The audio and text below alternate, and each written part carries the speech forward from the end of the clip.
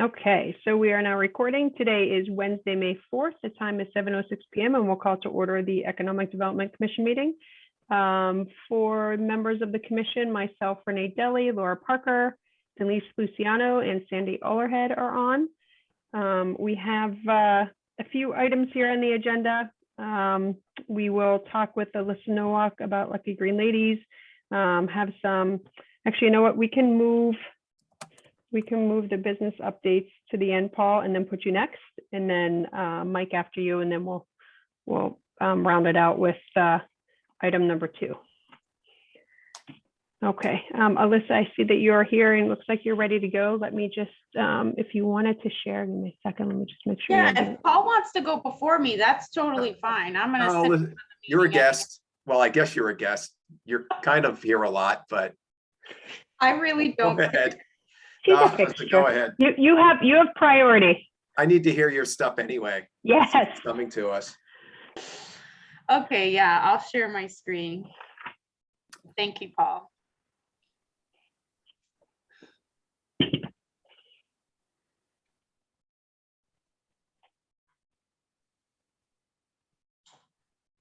So, Madam Chair and members of the EDC, thanks for having me on tonight. I wasn't going to introduce myself, but I will because there's a few people here that I don't think know me. But my name is Alyssa Nowak, and I'm the owner of Lucky Green Ladies. We have our host community agreement for a marijuana home delivery business in the town. We're going to be located at 394 Old Colony. And tonight I'm coming before the board to propose an additional license, but would only be an amendment to our HCA, which is a product manufacturing license. So here's our location that we're at. We're in Unit B rear. So we're kind of in the back there, which is perfect for our type of use. There won't be any customers that come on site. They'll be strictly home delivery. Our hours of operation, so not making too many changes to our delivery business plan, but I will be proposing to the planning board when I go for my special permit amendment to start deliveries 3 hours earlier. I know that it sounds crazy and it probably is, but I'm just thinking of ways that I could differentiate myself from others. So there's no dispensaries open that early and there's not deliveries open that early either. So I think that I could potentially capture a new type of customer, perhaps people that work overnight and are getting off around that time that want to relax, or someone who is an early riser who wants to just get it over with and out of their way so they can go on with the rest of their day. So we will be proposing that change in hours of operation. And, if it doesn't work out, if there's no demand for it, and it's not really, it doesn't make sense for us to be there that early, then we just won't. But, at least we would have the ability to make those deliveries that early, if the demand is there. So in that case, there would be employees at the facility starting at 4 a.m. and this would be operational 7 days a week. So Alyssa? I'm not, yep. I'm sorry, can I just ask before you go on, is your hope with the earlier delivery time to go a little bit farther than the local area? Yes. Okay. That was it, thank you. Mm-hmm. So for employees, we're not adding any additional employees for this license type. I had originally proposed 3 order packers under the delivery license. And the more that I was thinking about it, it kind of became a little bit of overkill because I'm not going to have constant orders all day long that these people would have to package for. So it kind of makes sense now that I'm doing the product manufacturing license because it will give these packers something to do. In addition, myself and a manager will be there to assist in the packaging. And if we need to bring on another person or more, we could definitely do that as well. But I think to start, we'll just keep it as is. And then for the good part, the products that we'll be manufacturing. So we're not actually really manufacturing products. As most of you know, as a delivery operator, We can only buy products that are prepackaged from licensed cultivators and manufacturers. And with this manufacturing license allows us to buy flower at true wholesale and then package it ourselves, which is not only cheaper for us, but it also gives us a lot more options. In my research and talking to a lot of cultivators, I found a common theme that most of them only offered flower in 3.5 gram jars.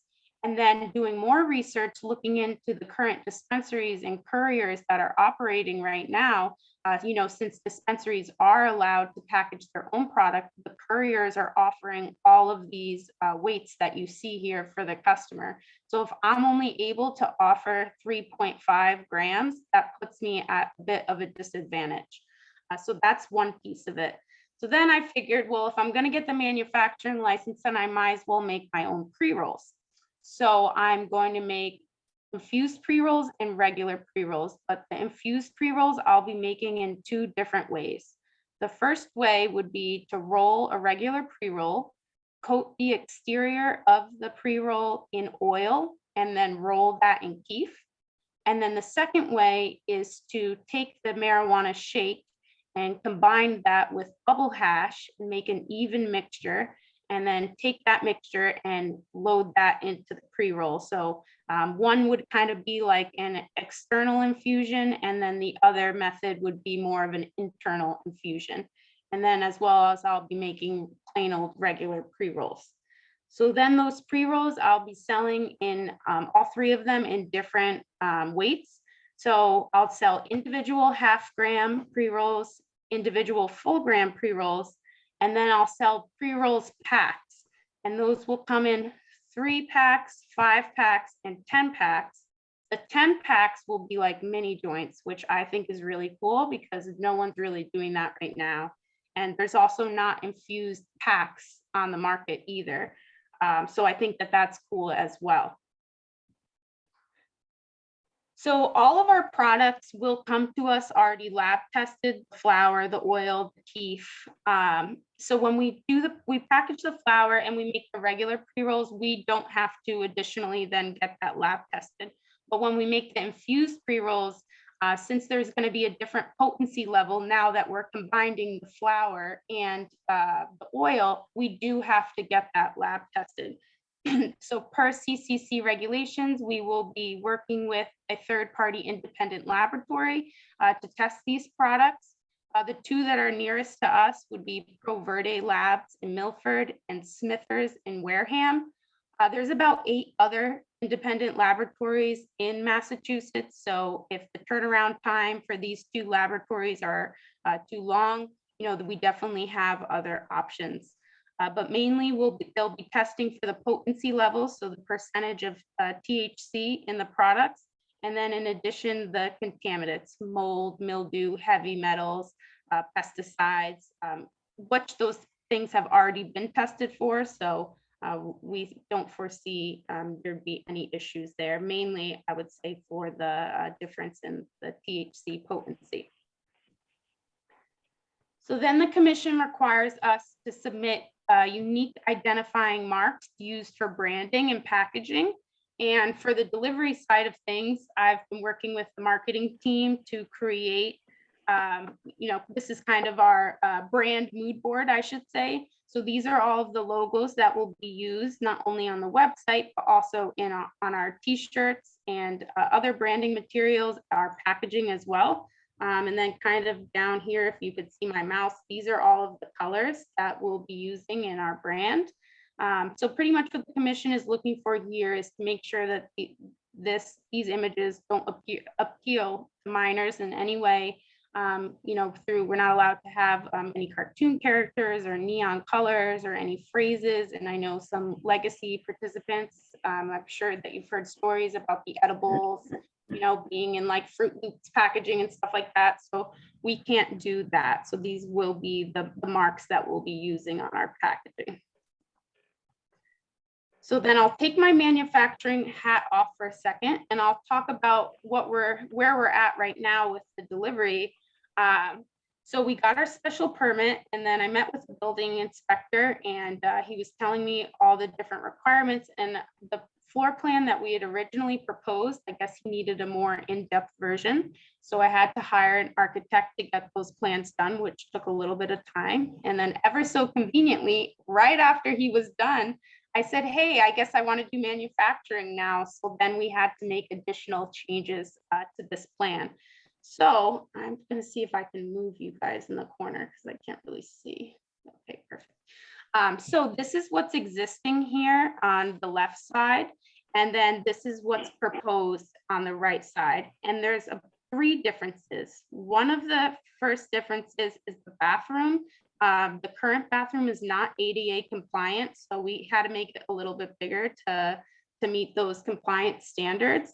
And then also, originally our vault room was over here, but in consultation with our security people, we found out that the CCC doesn't want the vault to be bordering a wall that leads to the exterior for safety reasons. So we switched the packaging room and the vault room. So now the packaging room is over here. We made it a little bit bigger. We also threw in some tables, a sink. And then the other key difference is that before we had this bay door in use, and this one was going to be permanently closed. But then the building inspector also told us that since we'll be parking one of these vehicles in the facility overnight, we need a floor drain. So there is actually an existing floor drain in the facility now. It's easier to see on this side over here. And on this side, it's kind of right there. It's a little bit harder, but so we moved it over, we switched sides so that we could capture that floor drain, and that way we didn't have to put in another one. So so we just moved it over here, and then our secured receiving area, so if this bay door is in use, it can come in this door. And then we have receiving right here, which is still close to the vault room. And then another key difference now that we'll have to worry about, since we're manufacturing, we didn't have to worry about when we were delivery, was the odor. Now that we'll be packaging our own product, there will definitely be raw marijuana exposed to the open air. So we have this filtration system here, which is essentially like an air scrubber. This is the same system that Caroline uses in her store. It actually comes with different size, like for charcoal filters. So it fits 5, 10s, and 20s. So we'll be using a 10. That's what Caroline uses. And the charcoal filter is the most important aspect of neutralizing the odor. And what I like about this system having like that it can accept different sizes is that in the event that, we're using this air scrubber and the people are complaining, or, that we're being a nuisance in some way, we're able to add on the 20-pound charcoal filter, and that's what cultivators use in their facilities. So then I know that there will definitely be no smell. So this system is connected to our ducting system. And kind of how it works was that the dirty air will go in, pass through the charcoal filter, neutralizing the air, and then blow right back out clean air. We'll also have an independent fan running on a timer in our packaging room. It will run every hour for 10 minutes, and that pretty much changes out our air and kind of assists the air scrubber and filtrating our air and making sure that everything is being rotated and staying clean. And then the final key piece that we didn't have to worry about as delivery, but now as manufacturing we do, is the waste removal. So it's really, really minimal waste. If any of you are marijuana users, you know that when you're grinding up marijuana, you're supposed to remove the stems from it, because there's really no benefit to them. But many times the stems get grinded up in the actual shake of the product. So it's not like we're going to be removing so many stems. So it's such a small amount that we're only going to need to remove the waste once a month. So the CCC has a whole process on waste removal. So pretty much as we're removing the stems, we will store them in the vault room. Then as that accumulates at the end of the month, there's a process that 2 agents have to go through where we have to render the marijuana to be unusable. The commission doesn't really tell you exactly how to do that, but in my conversations with other cultivators and manufacturers, I know that some people use cat litter, baking soda, bleach, and really the main purpose there is to just so somebody can't go digging through the trash can and, you know, take your waste and use it. So we'll render the marijuana to be unusable. That whole process will be documented. Then we bag it up. It goes in our locked box in one of our delivery vehicles, 2 agents in the car. We transfer it to a solid waste facility, and then the agents document that, yes, we dropped it off at the disposal facility. Who's ever there in charge signs off on it, and then that process is finished, and we save those documents for a year. So I know this was a really quick presentation, but I'm happy to answer any questions that you may have. Let me move you back over so I can see.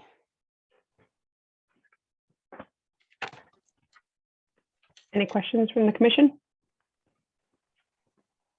Go ahead, Laura. Wondering how this will impact your delivery startup timeframe. Oh, not at all. I'm if I don't get the manufacturing license by the time the delivery is set for operations, I will start the operations with the prepackaged method, the original proposed, and then I'll just add the manufacturing in whenever that's ready to go. And I'm sorry, can you remind me when you expect to be ready to deliver? Yes, and I should have mentioned that too. It's now between August and end of year.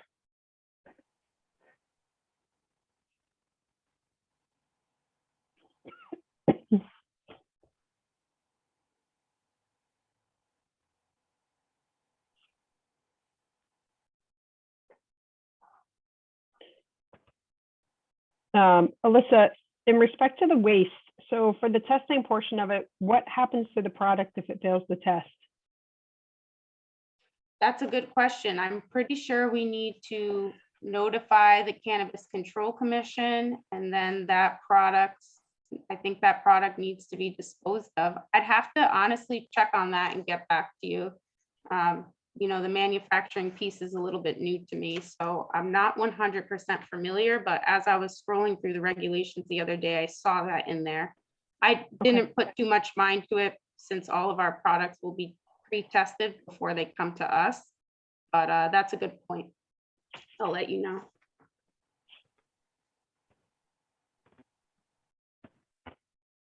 So did I understand you correctly at the beginning of the presentation? You were talking about being able to buy flour and having to have it be prepackaged for delivery. Do I understand that the largest size package you can buy is 3.5 grams for delivery purposes? So there's no regulation surrounding that, but when I've been meeting with, you know, different suppliers and getting the Lucky Green Ladies delivery side figured out, and I found a common theme that most of the cultivators only offered the prepackaged flour in those sizes. Okay, So there's so it's no not law the around CCC it. regulate. Okay. No, it's just like that is the most popular weight, you know. So I guess that's what everyone's doing because there's a demand for it. But you know, I always think of like the what ifs.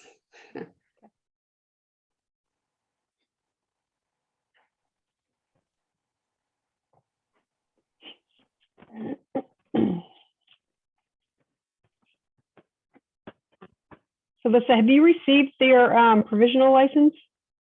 For our from the delivery? CCC? Yeah. Mhm. You have? Okay. Did you tell us that? I apologize if you did. Yeah, I needed that before I could get my special permit, so I got that in January. Okay.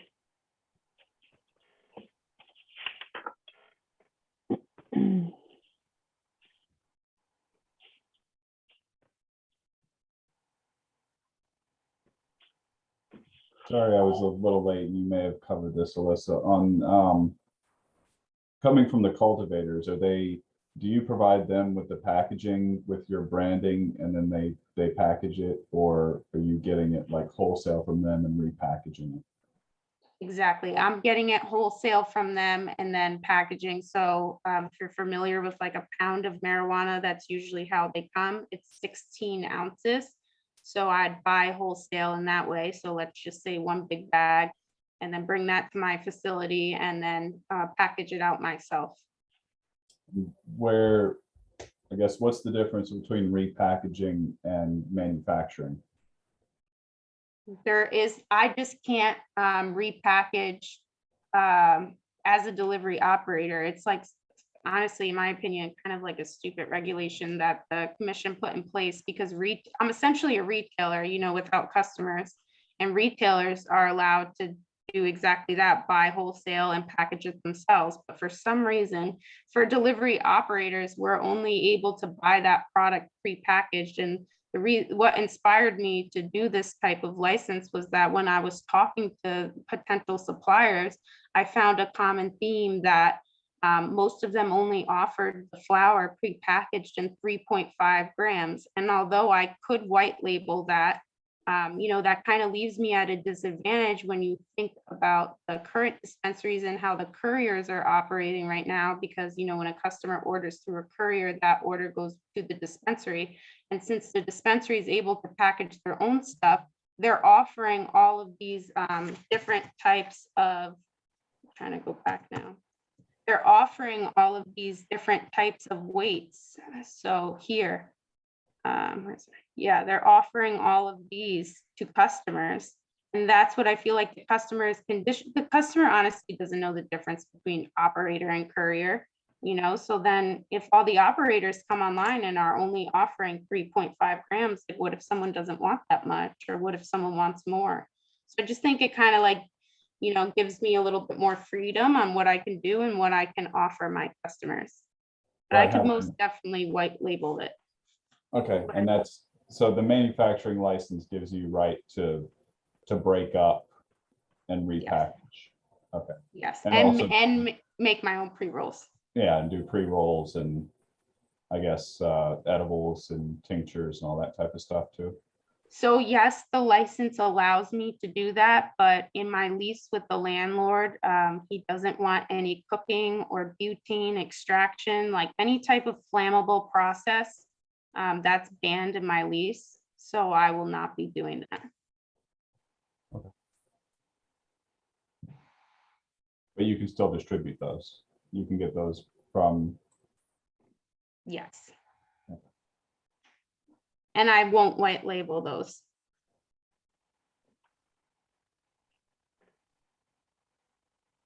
when you say white label, you just mean putting your Yes. label on it. It'll still have the manufacturer's label on it. You're just going to be delivering. It won't, if I white label, it won't have their label on it at all. I mean, it'll have like the metric label where it says, you know, the testing results and where it came from and who produced it. But as far as like the actual packaging label with like brand wise, it would be mine if I white labeled. Hey, Lisa, would you mind going back to the floor plan and just walking through the, like, when the product arrives, like where it's passed throughout the building? Sure. So the delivery vehicles will come in and load in this bay one at a time, and that will be early in the morning and they'll be gone for the day. But let's say in the event that this bay is being used by the delivery vehicle, then we also have this back door here where the product can be unloaded. If you're following my mouse, it can go through this room and here is the receiving. Or I'm pretty sure though, that would be a rare occurrence because this bay door most likely will not be used at the time when the suppliers come, but I really can't say because the suppliers are required to randomize their drop-off times to us. So it's not like, you know, they're coming at the same time, you know, every Tuesday or something. But so if they do come into the bay door, a door will close behind them, and then they're right here into this receiving area where we'll have a table here, and they're able to weigh out all of the products under camera. And then where does it go from there? Into storage or packing, or it just depends? It would go into the storage. Okay.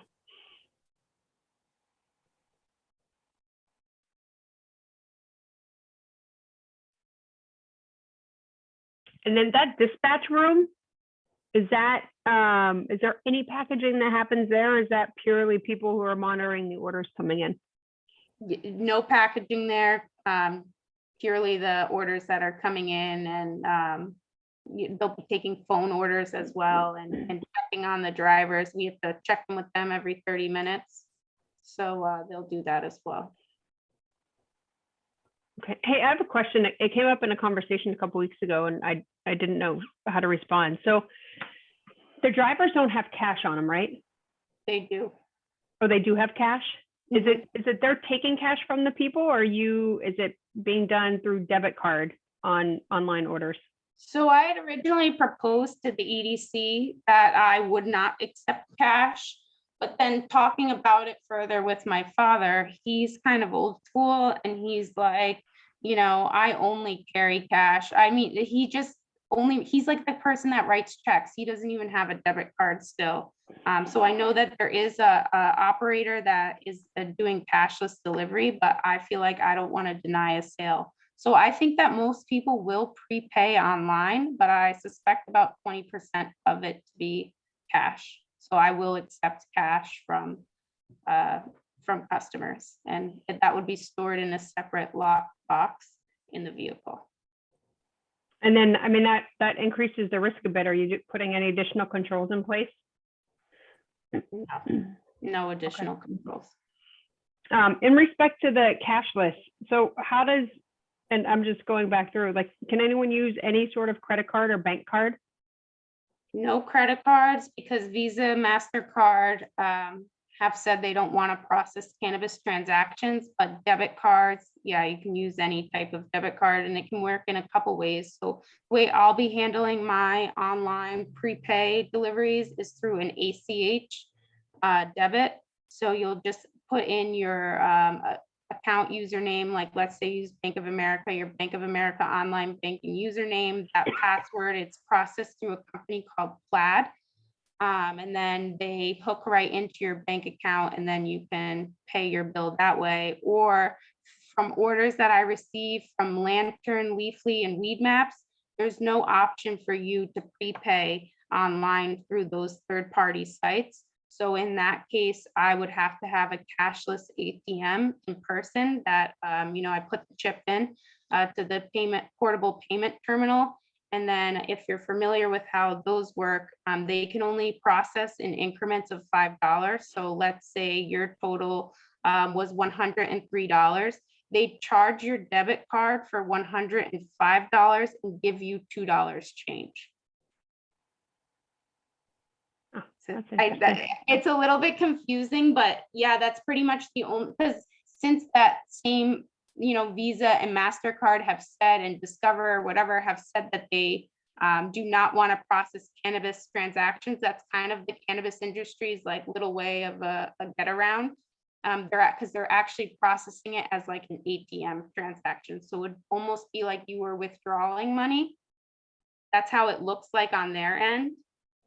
But so then that's why it only, can get processed in increments of 5. Okay, got it.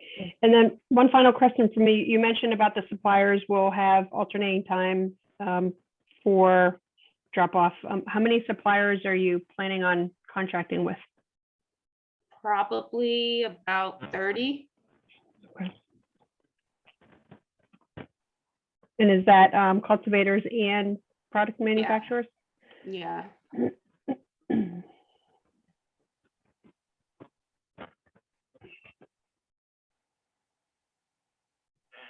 Great, thank you. Yeah, of course. Any other questions for Alyssa? Mike or Paul?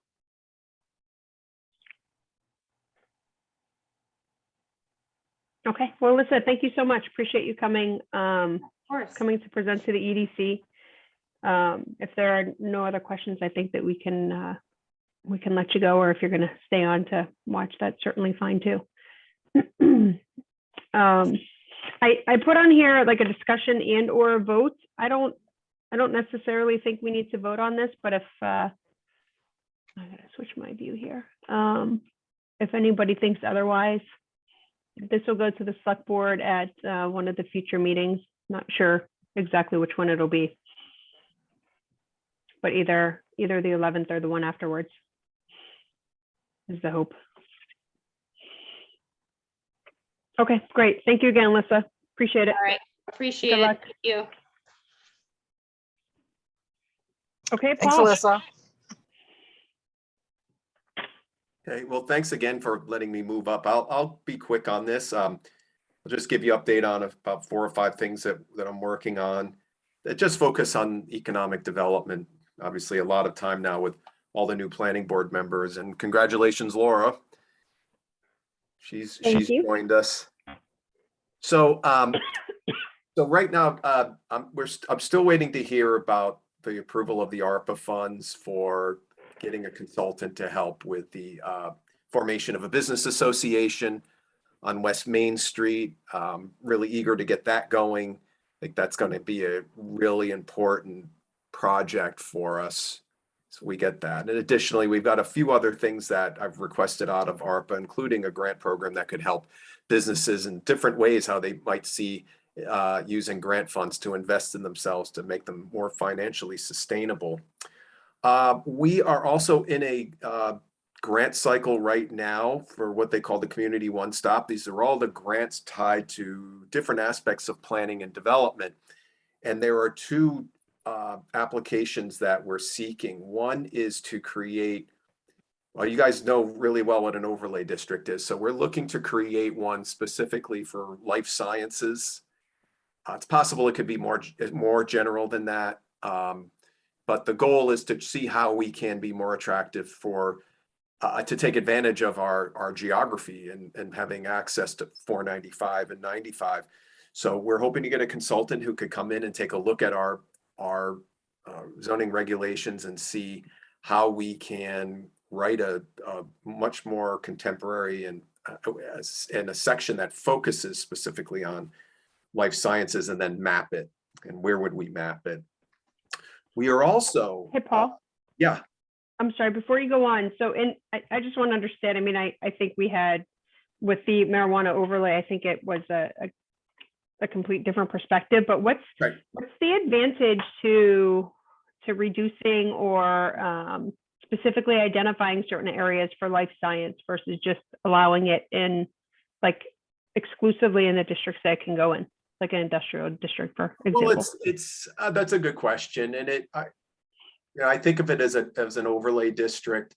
One of the reasons why, and it could be something different. This is what we're applying for, but it might turn out that we just make some changes to, say, the industrial district. But I think it's also, where do we want to target it? And so we'd want to be thinking about places that have sewer, that have good access. But I think the door is open on that. So, but we know that clean water and sewer are going to be things that they have to have. It's a must for them. Wherever they locate, there's always those 2 things, and of course the access. So, but we won't know. I'm writing it up to talk about it as an overlay district.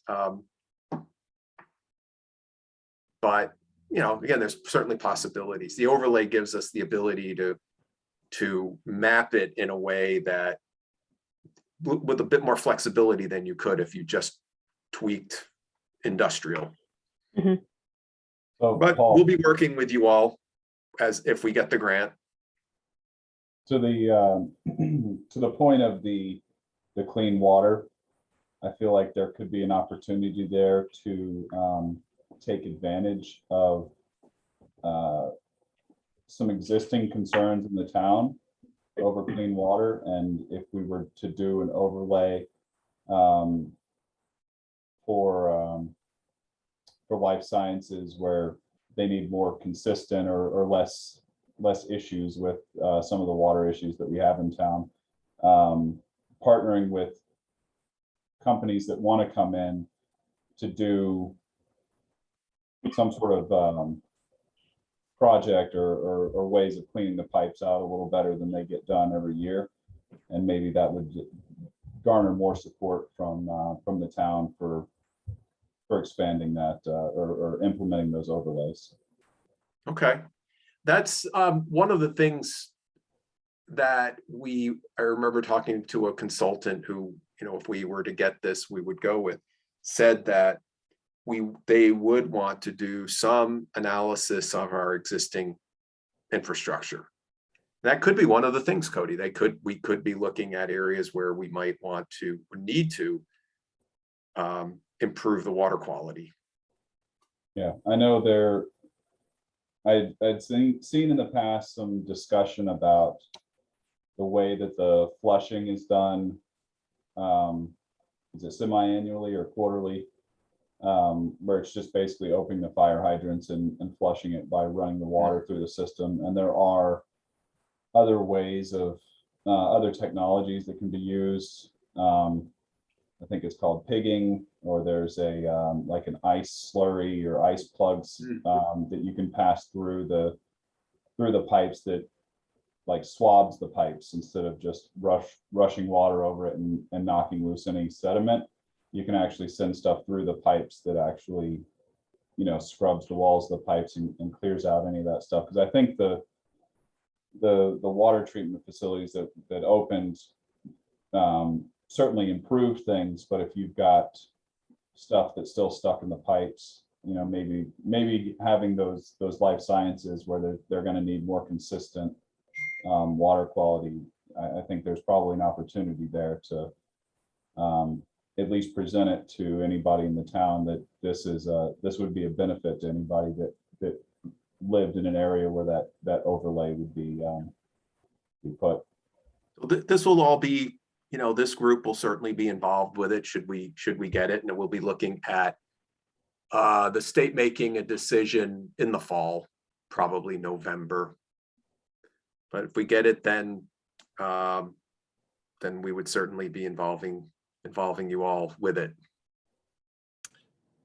Paul, what is the grant for exactly? Is it specifically for life sciences, or specifically for overlay types of activities? Like, what is the scope of? Yeah, it would be for consultant services to help us revise our land development, our zoning bylaw to, for now, what I've put in the grant, the application is to promote life science businesses. So things like pharmaceutical companies, biomed, when you think about companies like Alnylam. So we'd really like to this is much about promotion of the town as it is the zoning aspect of it. Because if we can say we have a bylaw that now specifically targets life sciences, that's something we can take and market to organizations like Mass Bio and other groups that are looking to see where there are sites. And the market now is so hot for these companies, because many of them can't afford Cambridge. There's articles in the Globe now about how a lot of companies are struggling in Kendall Square and Waltham, and they're looking south toward us, they're looking west toward Worcester. So we should be looking at regulations that are amenable to them. So we would also need to be bringing in people from the industry to tell us, what zoning regs do you typically get hung up on that we need to make sure we've addressed, and offset it with great design standards, which we don't have in our code except in one zoning district. Now there's trade-offs. So we want, we want to promote the development, but we also want to make sure that it's something the community can be proud of, and it's not just another big building. Yeah, I mean, I would just hate to limit them to an overlay, because we have so few facilities that are available for sale, and so little land that's buildable they could use. They'll cull out what's not suitable as far as sewage and water on their own as part of their due diligence, right? So I don't think we need to worry about Sure, and they are doing that allowed. for them. And in fact, the zoning bylaw changes we're making that are going to the June town meeting do that. We're adding more clearly identifying that that life sciences are allowed in industrial and in commercial. So we're doing it. This is just more fine tuning it. So more strategically targeting areas, but those companies should be the ones also telling us, hey, you need to be looking at this site, and see. So yeah, Denise, you're right. So I think we're heading in that direction. And Paul, I think about too, with the marijuana overlay, like every time now, and we've talked about this, one of the things we need to get on probably to the fall town meeting is an article to apply the overlay to that property that was just zoned industrial off of 495. I want to say exit 10. I know it's not exit 10, but the MassDOT property. Yeah, the MassDOT property, right? So we change it to industrial, right? And then in order for us to like expand the overlay or make modifications, like all of that has a very long time frame of getting it on the warrant, getting through town meeting, and then making the changes. So I mean, I just mentioned that because if if we looked at putting an overlay for life sciences, in one of the criteria was where the infrastructure was available, but then things change. The infrastructure changes, and then now you have to go back to town meeting to like expand that overlay because now you have sewer and water somewhere else, right? That's the only thing I'd mention as a caution, because it makes that process a little bit longer. Yeah, and we would work with water and sewer to figure out their future priority areas and consider those as well. But yeah, it's we're not going to get it. Things change over time, right? So Yeah. we want to definitely identify those areas that are prime right now. And certainly that DOT property, I've always envisioned that as being where life science could go. Be nice. We're going to do everything we can. I mean, but let's try to incentivize it and see what shakes out. Yeah, definitely. We're also, so now as we're making progress, hopefully with the old Reed and Barton site, I'm working with the folks from Water and Sewer to put another grant together, a MassWorks grant, to study the feasibility of extending sewer and upgrading the water lines on Elm Street, particularly to connect that building. That's crucial because that site needs to have sewer to do any type of mixed use development, or it probably would be very difficult to do on septic. So this is just to look at a feasibility study for it.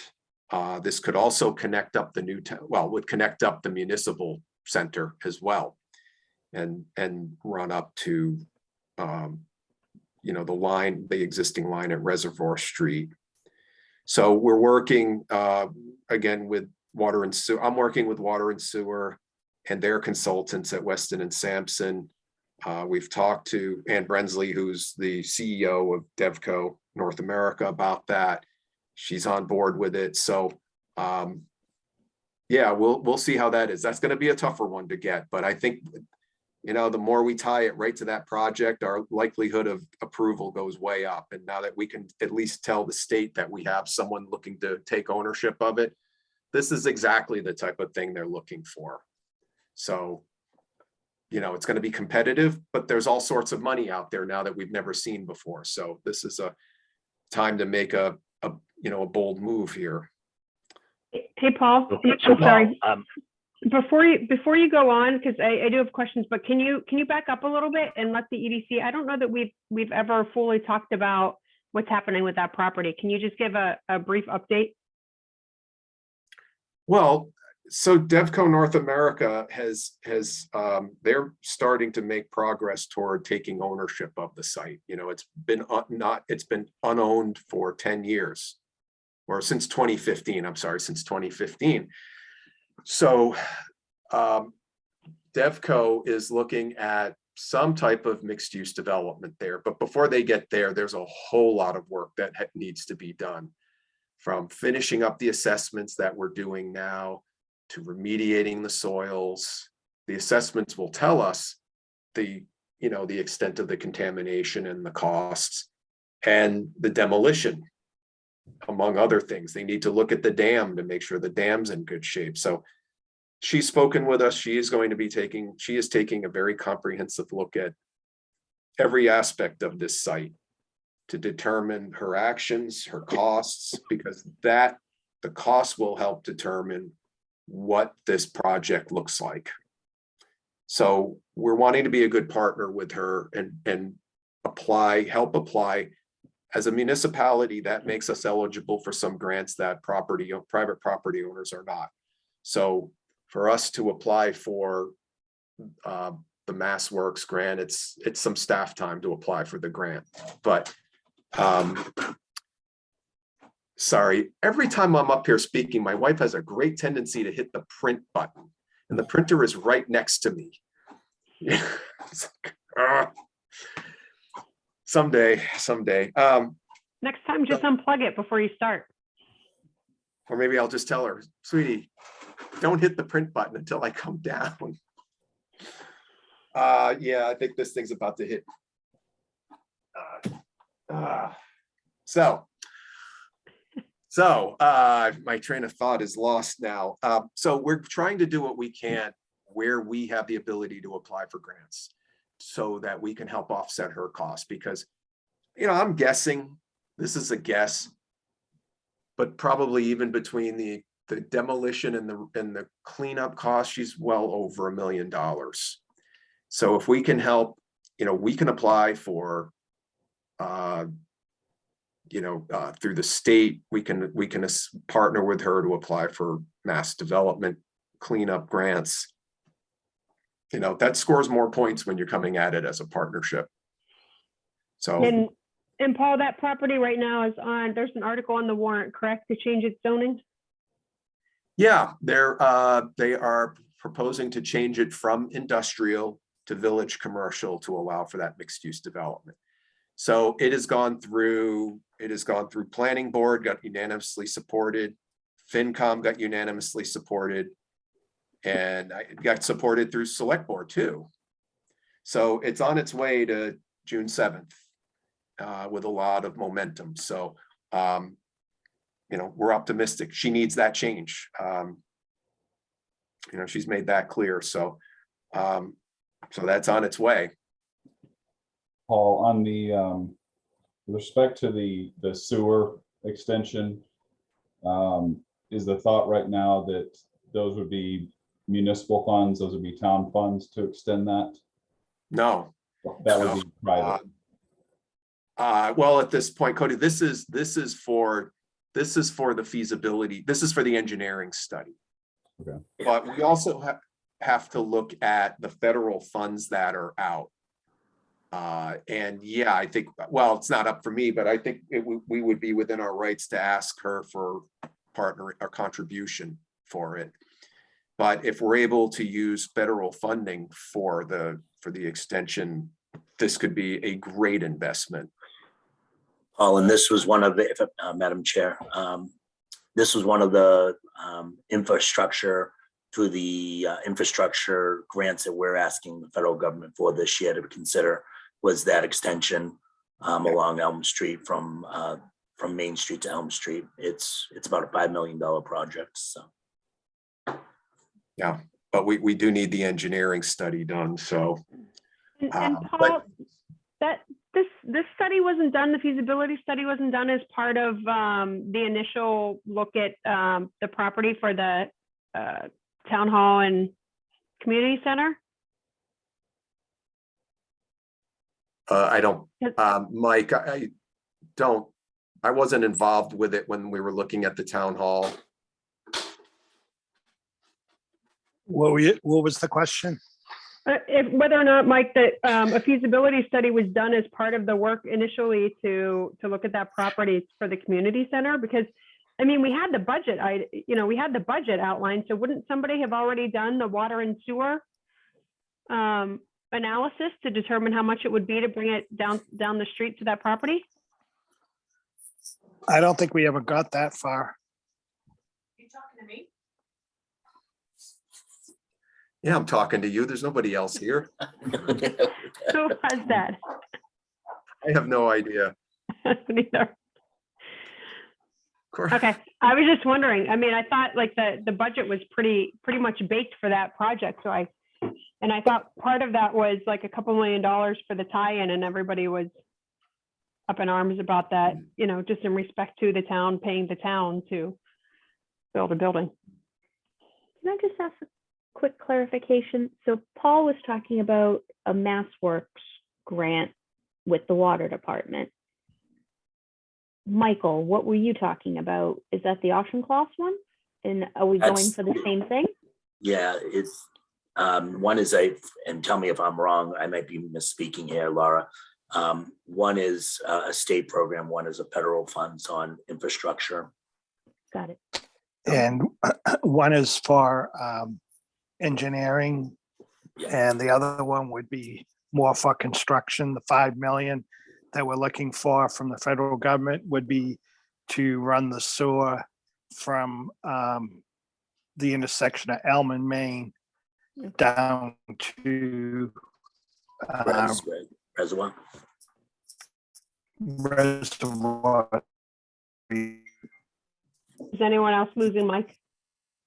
Yeah, He's gone. Okay, so if I understand then, Paul's MassWorks grant is for the feasibility study, meaning the engineering plan. right. And Mhm. then the one Michael is talking about is for the actual funds for construction. Correct. Got it. I'm on board. Thank you. And would that grant cover 100% of the cost of running that line? Or just the majority of it? Are you talking about the construction or are you talking? Construction, yeah. No, I mean, they could come back and say, you don't get anything. They could come back and say you have 100,000. They could come back and say, we'll cover the first 5 million. It's really going to be up to which projects get chosen and what they decide to allocate. Yeah, I mean, obviously, if we have a problem where we don't get federal or, you know, one thing we could do is, you know, if we get the MassWorks grant for the feasibility study, but for whatever reason, the federal funding doesn't work out, I guess we could use that as a match and reapply for MassWorks again next year to do for the, you know, the remainder of the construction. Well, it But sounds I like don't- both grants would be needed, right? So if we don't get the MassWorks one for the feasibility, but you were to get the grant for the construction, would the town then have to pay for a feasibility for the engineering part? you know, that's something Mike would really need to answer. Now you have to do a feasibility study before you start doing a sewer project. You know, that's the challenge with all this money that the feds have freed up. So much of it's shovel ready, but most communities don't have shovel ready projects, right? Everyone wants, you know, wants shovels in the ground, but nobody thinks about, well, maybe we should be paying for the, you know, the designs of them first. And that's where there's, you know, there's a weakness there because, you know, it's great when you have the photos of people cutting ribbons, but you know, in this case, you know, it's great that we're all getting offered that, but it's kind of put the cart before the horse and we're trying to get the, you know, the horse to the front. So we just have to see, but we've got to get this grant in. I guess there's also a possibility this federal grant could be used for the feasibility study. I think there's a few options on the table, but we need to put we need to apply for it all Mhm. and hope it comes up, you know, that we can get the grants for the study and for the construction of it. Is that site, it's not deemed a Superfund site, is it? No, it's actually not even that dirty of a site. I mean, it's got contaminants in it, but it's not even, you know, I'm not a hydrologist or, you know, I've heard these discussions about the contaminants, but the worst of the wells off-site are just at the standards that the state and EPA set. They're not way over. They're at it, and that's cause for concern, but it's not like they're 5 times this, you know, the EPA standard. So, you know, this wasn't a site that was producing really toxic chemicals. There were solvents, and you know, oil was a big issue because the 2 big tanks leaked. You know, it was about 25,000 gallons of oil, which, Cody, you know, where you're from, that's a good thing if you find it on your property, but it's not a good thing. It's not a good thing when it was brought to your property. It's a good thing when it was already there. Yes, when it was when Mother Nature had it there, right? Yeah. Not when, yeah. So oil and these solvents were really the things that we're finding, but we still now need to do more assessment work. And that's what we need to do. But once Miss Brensley takes over the site, that now switches to her responsibility. Right. You know, and you know, she did say, I want to point out the work that the community has done, and EPA and DEP led her to be able to even consider taking over this site. You know, I know for a while it looked kind of, you know, what are we doing? But the whole purpose was do the work that we can do to move the needle so that someday somebody wants to pick it up. And that's happening now. So that's a good thing. And if we can get, you know, this, you know, ultimately, if we can get sewer and upgrade the water lines there, then, you know, the momentum is really going strong at that point. Is there any opportunity from the Build Back Better, like whatever funding that may be available under that, assuming any of that ever gets finalized and passed through? I know there's a lot of that that's still hung up, but would there be potential for us to do something along those lines? Again, a lot of Build Back Better was tied to infrastructure. So, you know, I think this is really a once in a lifetime opportunity for us to be able to use this for some pretty big infrastructure projects. So we just think helping this site get redeveloped is a good investment. And again, it helps us at the town hall. And there's also an apartment complex a little bit to the west of the Reed and Barton site that has had problems with septic for years. So I know the water department would love to take them off of that system and get them hooked up to sewer. So we could be resolving a few problems with this. And Paul, would this be, you mentioned like town hall going on it too, I thought? Did you say Well, that? we would be studying it. I mean, town hall's happening one way or the other, right? Because Yeah. there's a sewer line right out in front, but you know, if there's a possibility of this line going in on Elm Street, why not connect us up to the town line? And then any possibility for other residents to be connected to, or just looking at the Oh, main property? Yeah, that's a question for water and sewer. I don't know what their rules will be on that, but I know certainly from hearing from people on that other rezoning for Reservoir Street, that concerns about connections. But you know, that's something that the feasibility study would need to look into. And then, you know, this is, well, we're helping out to try to get the grant approved, but obviously it's at that point, that's Water and Sewer Commission that has to figure out that challenging issue. Yeah, that was one of the reasons I was asking about whether or not if the developer is going to be paying for the sewer line, or if municipal funds go into it, and if there's any, because if the municipal funds are used for it, then my understanding is any houses along the route that the new sewer line gets laid get an assessment against the property, and then they have the I can't remember if it's 2 years or 5 years to tie in. But if the private developer does it, then it's not an assessment, it becomes a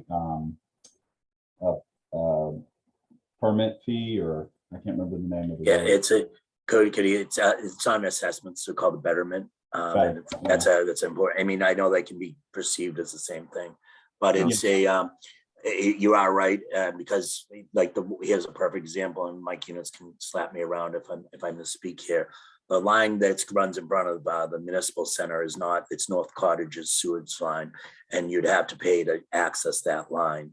If we ran it down Elm Street, that would be a municipal line, and we wouldn't have to pay for the access fee to that. And I could be misspeaking in that, but I don't believe I am. But Paul, is that from your knowledge, Paul, is that accurate? Yeah, I'm not, the water and sewer policies really still aren't my forte. Yeah.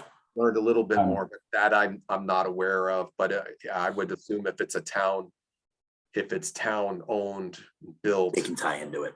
And they have, that was one of the things at the last meeting, Cody, that we talked about, extending the time to add into the line, going from, is it 7 or 10? I know it was to 7. 5. It went to 7. I think it was to 7. I think we Yeah. did a compromise. It was proposed as 10, and then they did an amendment on the floor for 7. That's right. That's If I right. remember. Yeah, so I think it's important that it's not an assessment, it is a betterment, which can be perceived the same thing, but I just want to make sure we're using the same wording. It's I've been doing a kind of a deep dive on the sewer connection fees and the different terminology for them, and I feel like it's kind of a distinction without a difference, because it's effectively the same charge, whether or not it's whether it can be assessed as a lien against the property and it becomes basically like a tax against the property, or an access. It's called a sewer privilege fee, or a sewer connection fee. And the reason I ask is if it's privately developed, then you don't have to tie in unless you fail Title V, in which case you do have to. And if it's using municipal funds, then you get the assessment on the property, and then you have to tie in within a certain time frame, or failure of Title V. So that's where that needs to be. It's going to be part of the discussion, I think, for anything. It was part of the discussion for the reservoir property. One of the main concerns of rezoning that and putting the sewer line there is everyone along that route would be forced to tie into it. And that's just, it continues to be kind of a roadblock for any development or a developer coming in, is if they run a sewer line down the street, and you're going to get a lot of people that are going to be fighting that, because it means, $20,000 to connect. But the line they would be tying in would not be going down Reservoir, it would be going down 140, and 140 is already He's planned. talking about the other property, Michael, that they were trying to rezone. So can I just Back say, on res. I think we're kind of getting a little far ahead, in terms of the project itself. I think, to go back to the original town meeting article, did we vote as EDC to support that article? For what? For the change in zoning for that, for the Rita Martin property? No, we wouldn't. We've never voted for those. No, we didn't put our support in for that at all. We didn't what, Sandy? We didn't put our support in at all. I know we talked about it at one of our meetings. I didn't know if we formally supported the article at all, or just as another way as an economic development opportunity. No, we Well, didn't. Madam Chair, through you, Sandy, I would find myself as a member of the EDC being challenged, right? Because you're balancing two things here. One is where our mission is to promote business and so forth, where some of the reasons why the other committees voted this were really concerns of the residents, and not that they conflict, but in this instance, they may or may not, right? And that's my opinion on it. It's, I'm not sure. Again, I don't think it's in our preview to vote on that anyways, but it just kind of brings up an interesting question. I would want to stay away from it. Yeah, we haven't historically voted on articles, right? It's been things that have come to our attention outside. Like I would say, even the alcohol the liquor license thing, right? Like we voted on that as a liquor license, not as an article for the warrant. I see what you're saying though, Sandy. And actually one of the things I thought, I mean, the Economic Development Commission isn't just about commercial business and business in general, right? Like we do want to have that balance for residential too. And I think one of the things that we need to talk about when we get into the business updates is really like, do we want to have some visibility into the different projects that are coming? Not so much that they come before us for any sort of review or approval, but to understand them and understand how they'll impact the community overall and some of our efforts. But I agree, we're going down a path, and I know Paul has an early morning. So Paul, I'll turn it back to you if there's anything else that you want to add on this. And if we have further questions, we can hit you up next meeting. Yeah, no, I don't really have anything big left on here, so Okay, I'm good. awesome. Well, thank you. Keep us posted, and Yeah. it'd be nice that, you know, if the property for Reed and Barton, like as it continues to go and you have conversations with Devco North America, if they come here and, you know, just present and talk about what they anticipate to be on that property, what their expectations are, that'd be I think a good thing for us to hear. Yeah, absolutely. Okay, any other questions for Paul for tonight? Okay, great, See you thank you, Paul. Tuesday. Great. Good Thanks, luck. Paul. Right, guys, have a great rest of the week. You You too. too, thank you. Hey, Mike? Yeah, You ready for the next one? I am.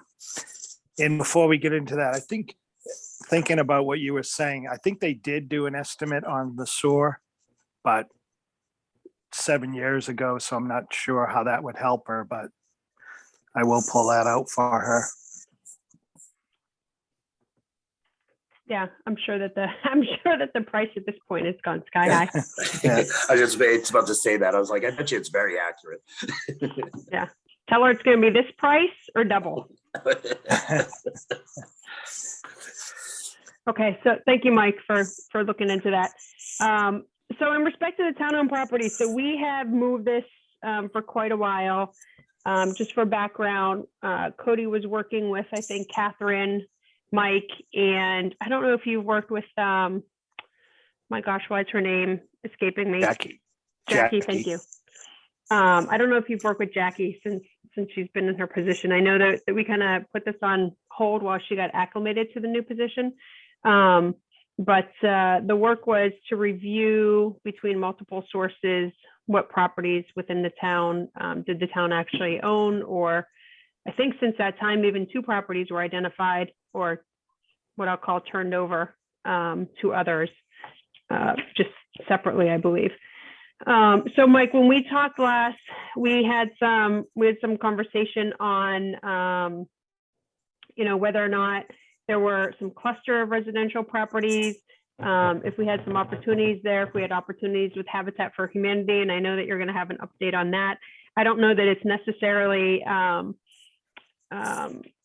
aligned to like this item on the agenda about the Bay Road and the 5 houses that were there. And then we had some discussion just about auctions and, you know, what we would do with some of their properties. So I don't know if you want to provide an update or if we want any more background from Cody. So we had a good conversation, a Zoom meeting today with Habitat. They're very excited about the property at 16 Ridge. And that property is 5,000 square feet. It has water and sewer. The house has to be torn down. It's falling down right now. So the building commissioner and the health agent were on to emphasize that, you know, after town meeting on June 7th, if everything gets approved, hopefully we can move as fast as we can. They'd love to see that house gone by June 30th if possible. So Habitat is all on board. They have a family that is in need of a home. So hopefully everything moves smoothly with that. And Mike, is that one of the properties the town took because of a lien, because of taxes?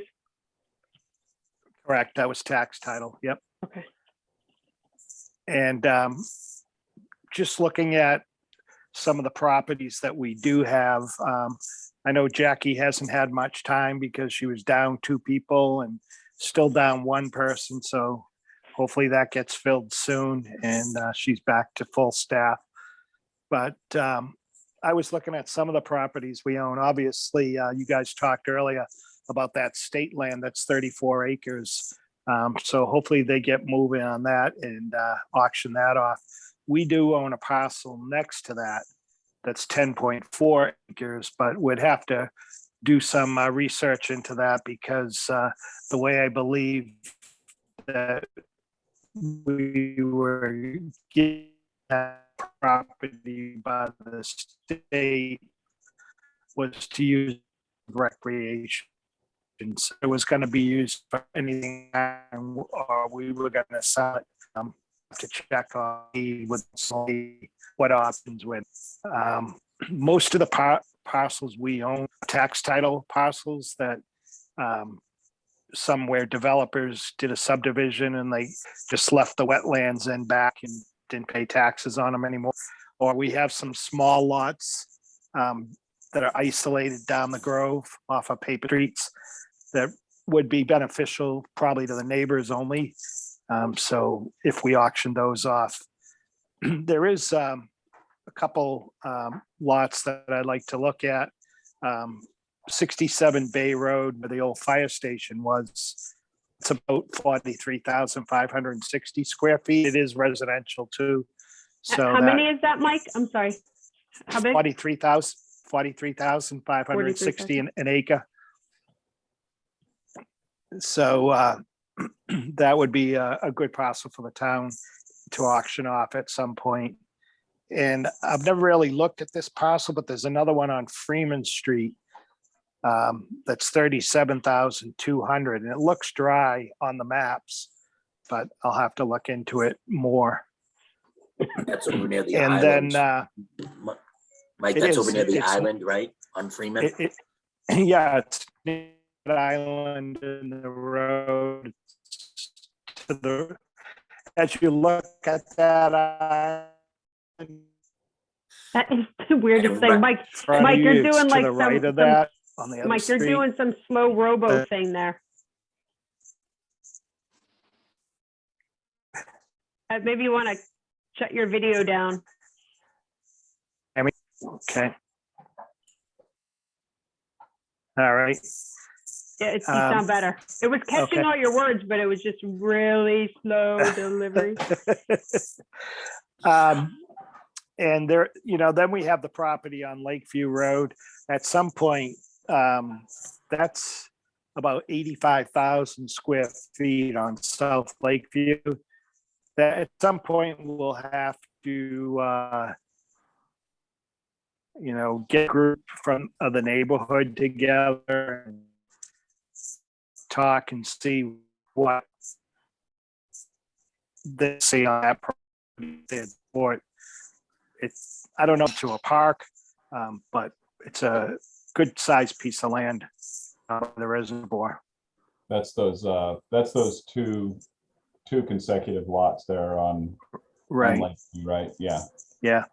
Yeah, there was some talk online, in particular about those two lots. I know the community currently uses them as kind of a public open space. And there were at least some questions asked about what people would like to see in that area. Is that the one on the res itself?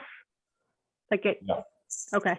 Mike, what's the one that was up a bit, more in like the field area where that old pavilion burnt down?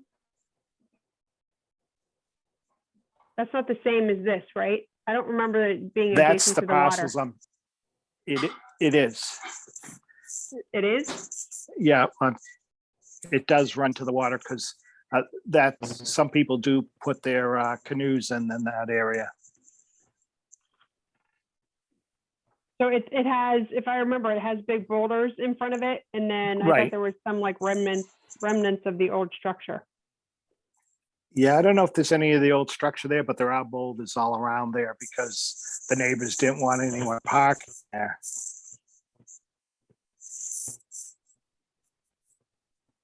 So that's obviously a tough one with the neighbors, but it's a good piece of land that if we're going to maintain it, it should be able to be used by more than just the neighbors. So that's something we'll have to look at.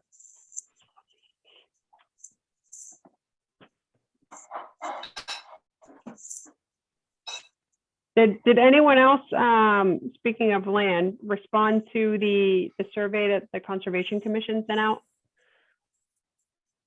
about the dog park?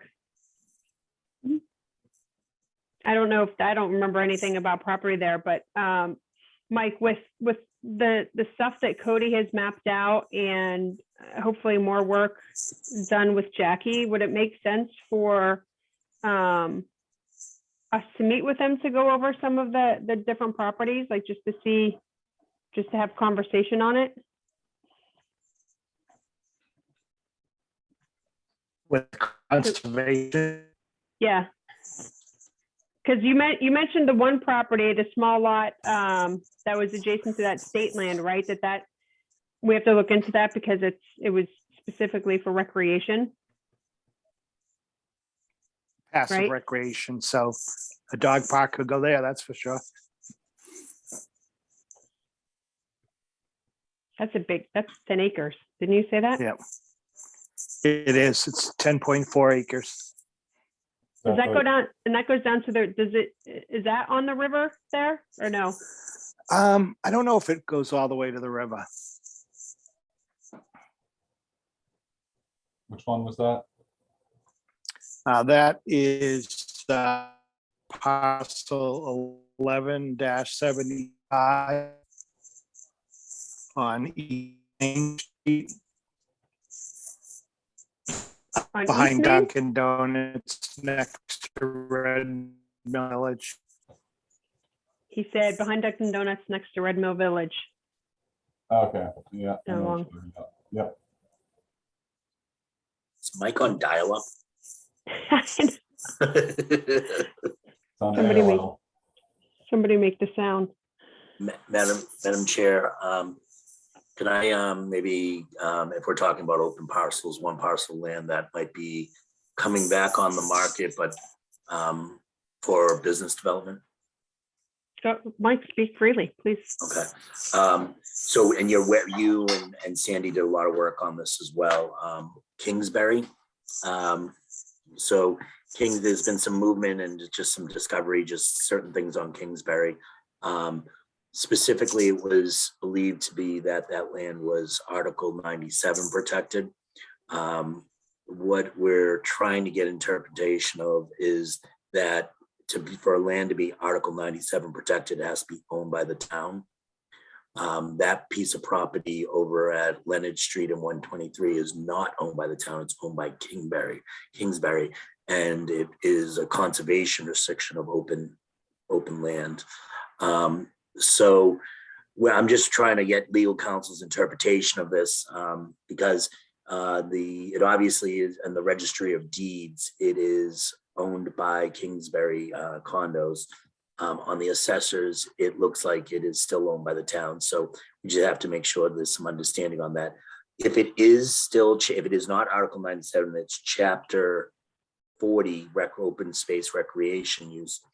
Every 20 years, from what I've understood, and this is one of the questions that I'm being asking town council, is those expire after a period of time. So there's still a lot of work that needs to be done on this. I know that Sandy, yourself, Renee, and me had worked through a couple of presentations on that. And these are just some discoveries that happened recently on that. And I know there is some interest in that property as well. If I know Kingsbury still has interest in that, some individuals buying that property. But more importantly, we might, even if what we're trying to figure out is if the conservation restriction is still there, do they have to trade land? Even if it isn't, it's still there. Can we still get some conservation land for it? But that would change the economic area. If we were able to put a commercial development into that little piece of land or building, I think that would make a difference. So Can you So- it's still early it's still, all those things are still kind of pending, but I just wanted to, I hadn't updated this board on that, and something that I'm kind of working on to try to kind of vet out and see if it makes sense. And if it is chapter 40 and it's not Article 97, that was placed in, it was not the Conservation Commission that placed that restriction there. It was the planning board. So we would go back to the planning board. The planning board is part of the rezoning there, Michael? Yeah, the planning or board, previous? no, back in the 80s, it was the planning board that actually placed that open space restriction there. It was not the Conservation Commission. So it always goes back to, if it was done through town meeting, it would go through town meeting. If it was done through conservation, it would go through conservation. If it was done through planning, it would go through planning. So there's still, I'll keep you guys up to date on as we kind of develop here. I think we're going to be getting some answers very, very soon on that land. And Cody, do you have that one? Was that one that you talked to Catherine about? It's corner of Leonard Street 123 and- Leonard. Here, I've got the map pulled up. I make sure I can share my screen just so everybody's looking at the same thing if you want. Yeah, please. So we're talking about the same, this plot of land here. You just zoom into, yeah, I believe that's it, but can you just zoom in and see the number? I can tell you what's the number on it. 63. Numbers over on the left. Yeah, it's 11. Yeah, it's 011630. Yep. That's Yeah, it. 11 No, dash 63 dash It's the 0. property on the corner. So this corner property looks like it's 11-65-0. You can't actually select this because this is Yeah. where all those, like those condos are. And each one of those, you have to select each one of them. So the overall property, it looks like it belongs to this one development. But there's no way to actually select it. I was looking at this just this week because I was trying to figure out exactly that. Like, you know, clearly this would be good space to develop in. This one, you've got all this wetlands. You know, I don't know if you we could do a park there or something like that. But I mean, with all this industrial or this commercial around it, where you've got, I think this is the plot that York is going in. Is that right? Yale. That was, Yale. That who's going in? Yale I Appliance. thought Home Yeah. Depot was in that one. Yeah, Yale Appliances here, I think that's where they're going in. And then you got Wayfair. I thought Home Depot was down here. no, it's on the other side. Only Other we got side. built. It's Okay. 22. Yeah, it's like the building's up now Okay. for Home. You should, Um, if you guys haven't seen it, I don't know who drives by Leonard. Yeah, it's nice. And yeah, I was worried, Depot is Renee. in Wayfair over here, and then Yeah. I think Yale and I guess Home Depot. Maybe the one that I thought was Yale is actually the Home Depot building when you drive by it. They did a good job buffering that. I had gotten some complaints. I got some, not complaints, but concerns about individuals from Janet Drive about just the thinning of that. And it sounded like they've done a good job buffering that. I was surprised to see where the bay doors were on that one. Because I didn't remember seeing them on that side. It is interesting that we keep running into these properties that we can't select on here, but I have to say, so the point in question is that corner little section there that doesn't have almost any wetlands, we believe might actually be owned by the Kingsbury people. Which is, they own this. I can't find that. Like you can't select this plot. If you look at the line, like this is where the line runs. Yeah. It comes down around here, and then you have, this is the town-owned property, but it kind of curves around and forms this like horseshoe around it. But there's no, you can't actually select it because the only assessment for properties, you have this 11-65, 01A1, You know, you can go through and select Yeah. each one of the buildings in here, but you can't select the overall property that they sit on, which appears to be. So Mike, would that property, that 1163, would that have been the property that they had to turn over because of the condos, because of the actual development You talking to me or Mike? units? So what they had talked about before was doing a new plan, cutting off that corner piece, and then this piece with all the wetlands, giving that to the town. I don't know why we'd want it. But But it looks like we have it now. Yeah, it's in our name. It's in the town's Those name. are, It's, that there's, that one's a, just so Is you know, that I the think one that's, up? there's an error in this, Renee. So this is the one that we think isn't ours and is still theirs, and we've I had th- hours and yeah, what- hours of meetings potentially on technicality the whole time. An administrative mistake. so that sliver to the right is a lot safer. They want to get off that they still, and then sell off that corner piece to develop. I think we got that. You're saying that, say that again, Mike, because you were garbled and then you came in. Okay, I think they were looking to do a new subdivision plan, and where Cody has the hand right now, I think they were looking to give us that parcel right there, and then the corner parcel is what they were looking to develop. Okay. And which of those parcels are considered that we think is protected by Article 97? Just the one that is highlighted now, the one selected, or the entire area? Do we know? I'm This not- is, yeah, Go ahead, Michael. no, Mike, you go.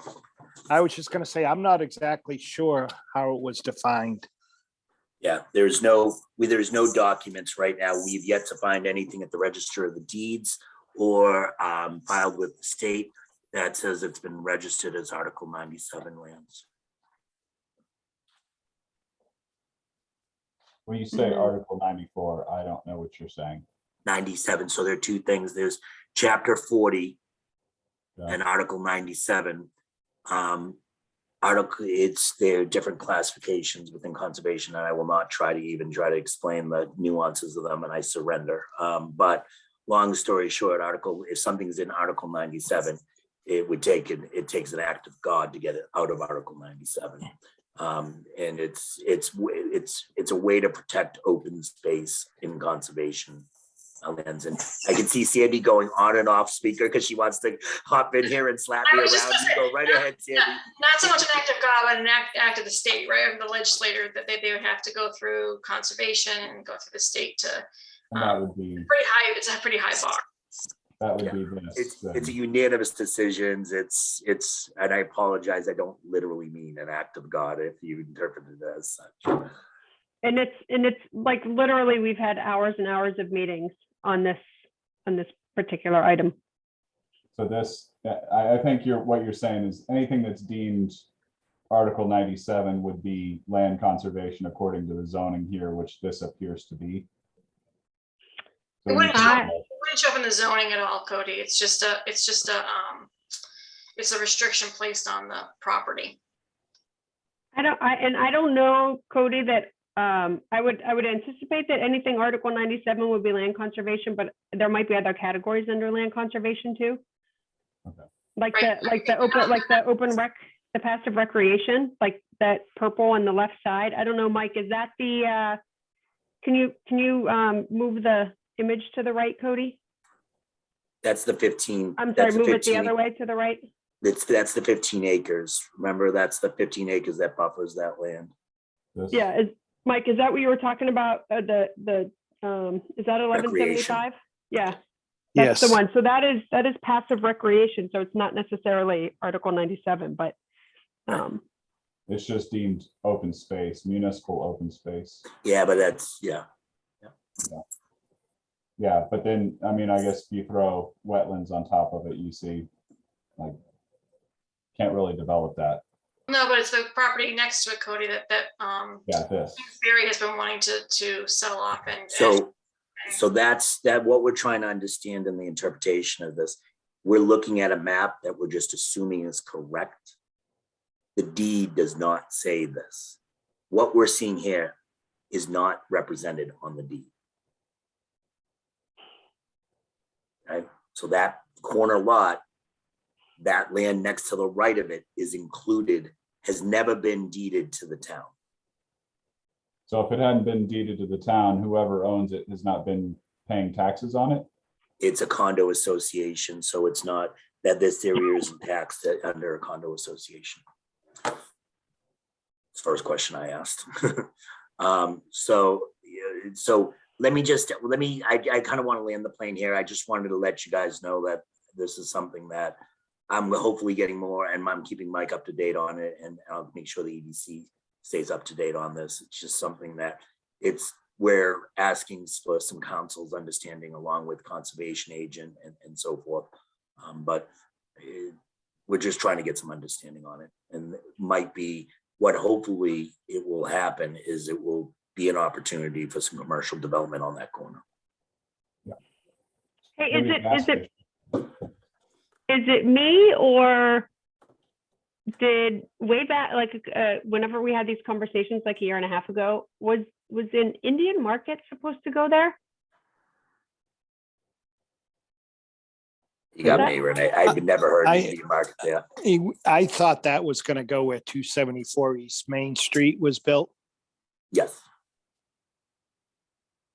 What's 274 East Main? The apartments. Yeah. Okay. Yeah. Yes. And I'm assuming that's not the same Indian market that is now in Great Woods? I don't know. I'm not sure. Look at that little piece in there that's has a building on it, but has that little purple coloring. Yes. Yeah. That's if you know Red Mill Village, they have a open space park in the middle. Yeah, but there's No, that's the cemetery. Yeah, cemeteries there. That's beyond that. That's before that. That's the cemetery right before Red Mill. So is that structure to the left of the well, he just moved it, but is that the quick stop there? No, that's the 274 East Main Street apartments. And then just beyond that cemetery is the where Kelly's and right there. Now. Okay. Kelly's place and AJ's. Okay. Excellent. Mike, any other updates on the town-owned properties that you want to share? Nothing right now. So, Mike, can you Thanks. just zoom in that map? Actually, one last thing, Cody, can you just zoom in that map? Is this just an error thing? Did you put that pink thing on? Because Renee, I see what you're saying. That small building is a garage. Do you think this is just a mistake on this map? So, right, obviously I know that there's there, but if you look in there, there's that's the cemetery at 35, whatever number that is. Right, do you think this is just a map mistake? You don't think they built, or do you think they got permission to build on that municipal land? No, you can kind of see the cemetery lines underneath that. I think it's just a. Okay, so this pink box is only supposed to be in those lines of the cemetery. Yeah. Okay, cool. Thanks. Sorry. Or it may have been established after that building was there, maybe. Who knows? I don't know how long those apartments have been there. Somebody email Paul. He can go back and look at it and get the update out online. With the buildings, you guys know how long that's building. They've only been there 5 years, 6 years. No. The purple. If the purple's only or pink is only supposed to be in number 35, right? Yeah. He can get that changed. It's either number 35 or it's supposed to follow that dotted line. Like that. Oh, like the actual whole property? Yeah, that is weird. That building goes over 2 different parcels, huh? It's a weird, no, this is only one parcel. This 61 goes all the way. Oh, through. what's the dotted line then? It's got to be an easement or something. Might be an easement. I don't think that's not a habitational building. I think that may be an outbuilding. Okay. So Mike, on, I know that Cody still needed to do work, right, with Jackie. Is she at a point now where they can review some of the locations that were conflicting to see if Yeah. they're the towns or not? Yep, if you reach out to her, let me know. Okay.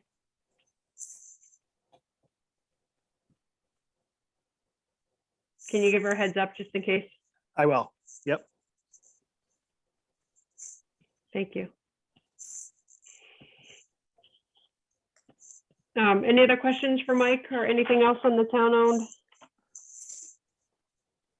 The only other question I'd have on that is that, I mean, obviously that property for habitation or Habitat for Humanity, all of the I know it's more of a planning board issue, but I know all of the zoning, R40, R60, R80, the setbacks, everything that's in the Glen is, I think it's either R40 or R60. But those plots, the majority of those town-owned plots that were either, foreclosure for tax liens or whatever, according to the zoning laws right now, you can't actually build anything on them without getting variances on every side. You got to get a frontage variance, you got to get side setback variance, you got to get back setbacks variance, because the requirement for 150 feet of frontage, I think it's 25 feet on either side and 15 feet on the back. None of those plots in those areas are actually buildable. I think it requires, it's either 30 or 40,000 square feet, and then all the side setbacks, like putting a house that looks like all the houses around it requires variance on every single side.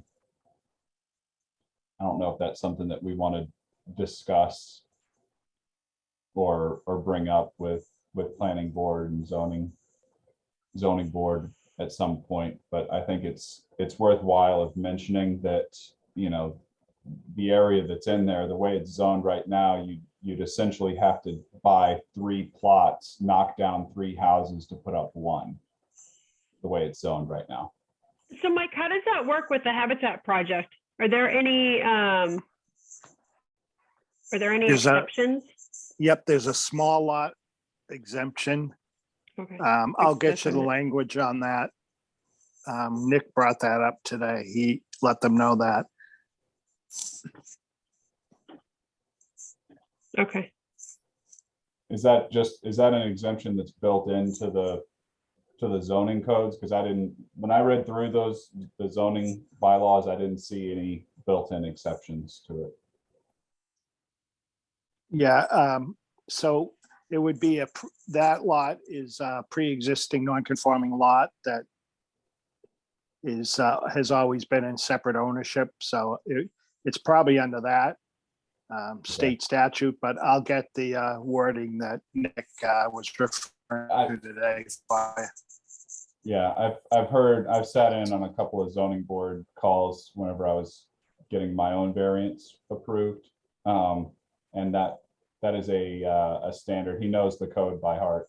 Whenever they bring that up, it's, pre-existing non-conforming. But I guess the point is, the point that I'm making is that the zoning requires that you go to the zoning board to get the approval for that every single time. Is there a way that we can, Yeah, he had some reason today that he told them why they wouldn't have to go. So I'll get the wording for you. Okay, thank you. Awesome. Thank you, Mike. Can I ask Renee a question about the mapping in general? I mean, I'm Yep. wondering, I thought Welcome. originally when we started talking about this, we were gonna really focus in on the commercial, industrial properties and then looking at those. I worry that we get too much down a rabbit hole if we start looking at residential. I mean, I appreciate the update from Mike, on what's happening with those, but, you know, in terms of our focus for the EDC, are we looking more at the, those commercial and industrial properties? I think we have interest in both. I mean, the residential properties are part of the community as well and part of the development too. You know, we identified through the review that was done that there were some cluster properties that, you know, might have some opportunity for housing to be built, but I think that that's within our interest. I don't necessarily think that everything that we do is based on businesses coming in. I mean, it's economic development. If we bring people into the community through residential houses and new housing, I think that's just going to feed into its own development, Yeah. the economic of the town. Sorry, Renee, that was my understanding was, you know, we were looking at what properties we owned either through foreclosure or had, you know, were town owned for whatever various reasons, that could, you know, they either had pre-existing buildings on them that are an eyesore, need to be torn down and would be a betterment to the community by, you know, selling it to a developer that would come in and do something like that. And then you've got increased value, increased tax revenue coming from that. So I saw it as all as one part, you know, a big part of the conversation. Obviously the commercial, you're going to have more, you know, in those zones, you're going to get developers that are commercial developers are going to be more interested in it. But if we have the ability to, you know, I think that the original conversation was about auctioning off, because we're, as the town, I think any town-owned properties that are under foreclosure have to be auctioned. So that was the first part of it. And then the second part was anything that's zoned residential, we could still work with somebody like Habitat for Humanity to see if we can develop something like that on it. So it was kind of a holistic approach from all angles. That was my understanding, at least. It is. I mean, right now, those are properties we're not collecting tax on, real estate tax, right? So either way, it'll help. Hey, Mike, can I ask you too, because you did just mention the 3 residential properties. We were talking about there are some properties on 140 that the town owned. I know the one specifically. I know you had mentioned that to auction, it's better to have a grouping of parcels to put up to auction at the same time. So is there a delineation between residential and commercial, or would the expectation be that you would have any property that we'd want to auction off, we try to put it up at the same time? I would say any property that we have available, we Okay. would auction it off at the same time. Okay. And when is the auction cycle? Do you know? Usually in the fall. So hopefully like in September or October. Yeah. Okay. Great. Thank you. Okay. Any other right. questions for Mike? Thank you. Okay. Thank you, Mike. Appreciate your time. Thanks, Mike. Okay, see you later. Yeah. Have a good night. You too.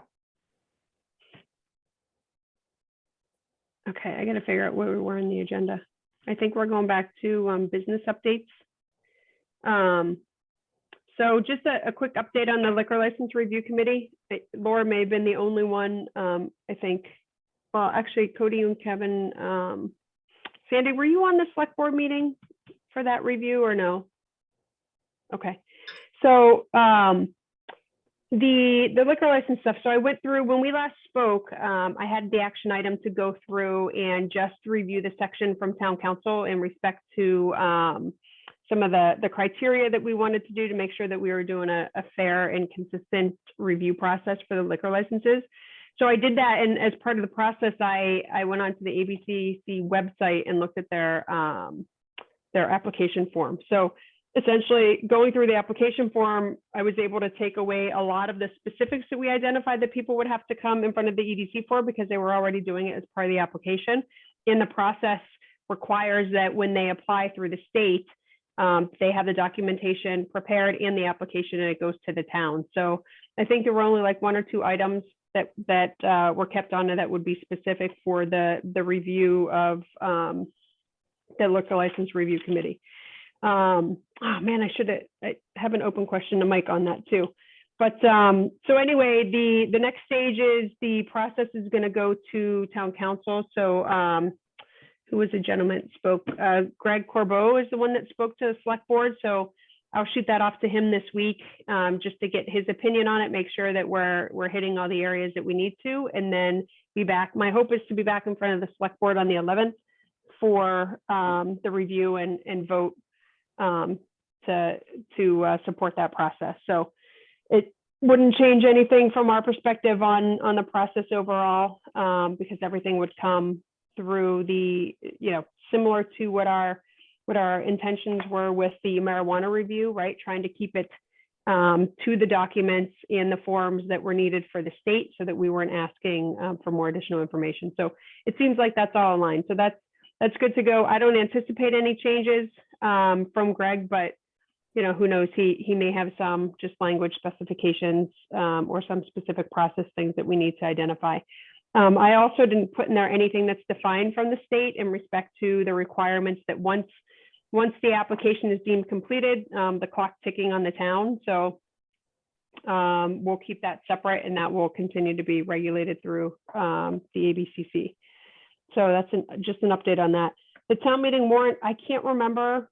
I know this was supposed to be on the last meeting that we didn't have. I can't remember what the specific items were. Does anyone remember any outstanding questions that we had? It may have just been on the properties. There were 2 properties, I think, up for zoning. It may have just been an update there. But I'm at a loss, and I didn't have anything in my notes. Let me double check my notes from last time.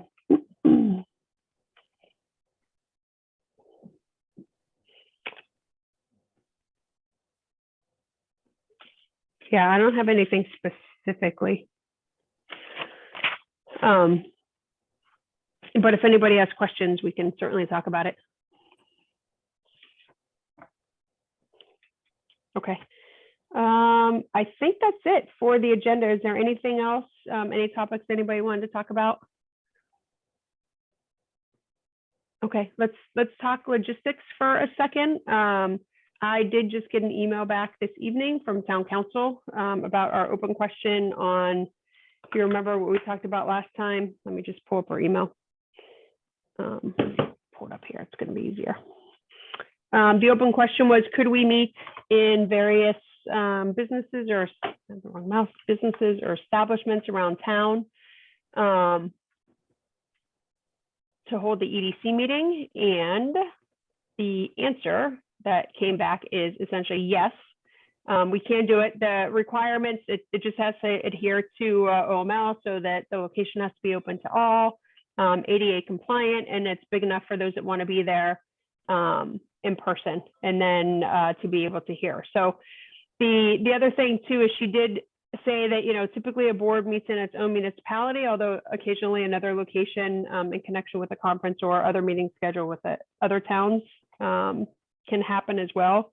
I don't know, the only time that I would see that happening is if we wanted to meet with another towns like Economic Development Commission too, and just have some general conversation, or if we did anything like with the Tri-County, I can't remember the name of the Tri-County development group, the economic group.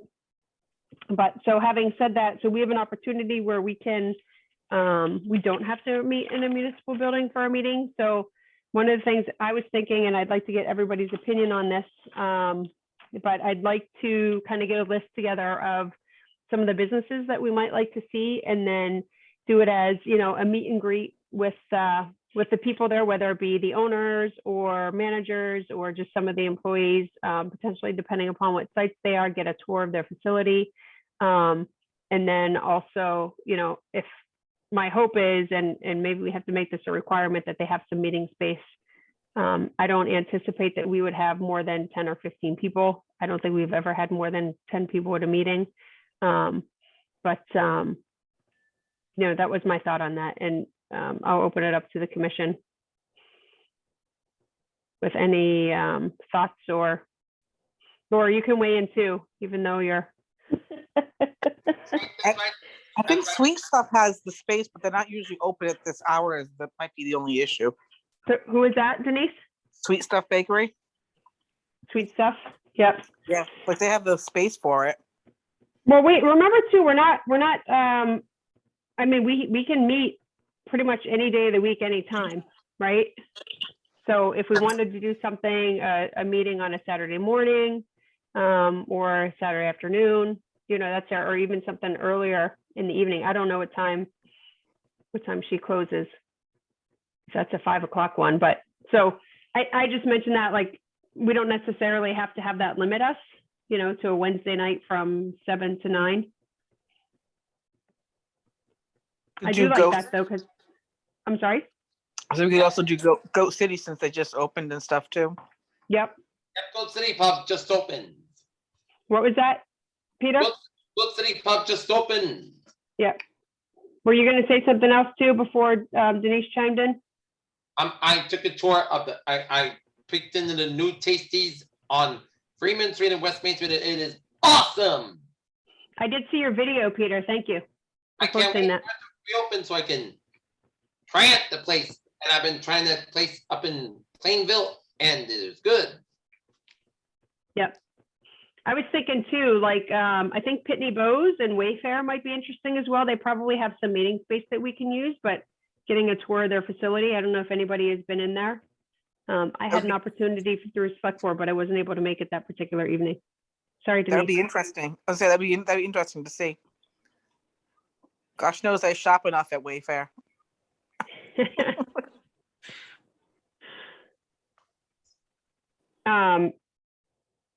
Do we have, and I just don't remember, Laura, in the list that we put together for the business database, did we have contacts in there?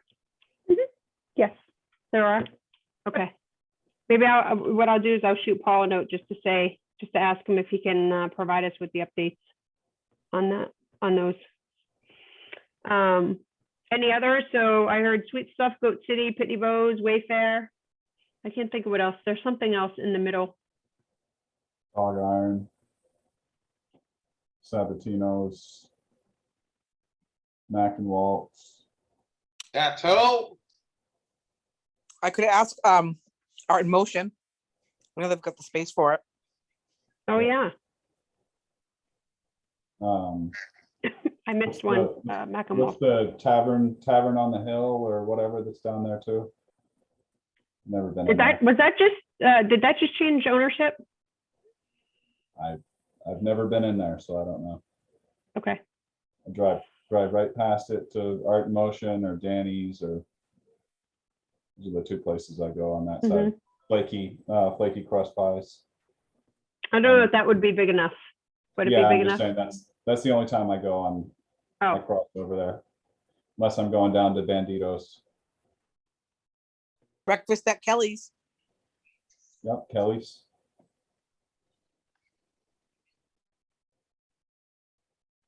that'd be a nice one, especially outside. Yep. I mean, I'm not opposed to asking them either to like pitch a tent outside and put down a couple tables and some chairs either, just to see some of the smaller businesses too. And then, again, it has to be a place that everybody can be in, because one of the things I was thinking of was, like, I thought Canna would be a good place, especially since it's brand new and to go in there, but especially once they get product, it's limited to those 21 and older. So that would be that would not meet the requirements. Yeah, it's got to be open to 18 and up, right, for open meeting law? It has to be open to everybody. Everyone. Yeah. I don't think they specify an age. Okay, any, I mean, we could do a tour of Canna and then go to Alberto's. Alberto's.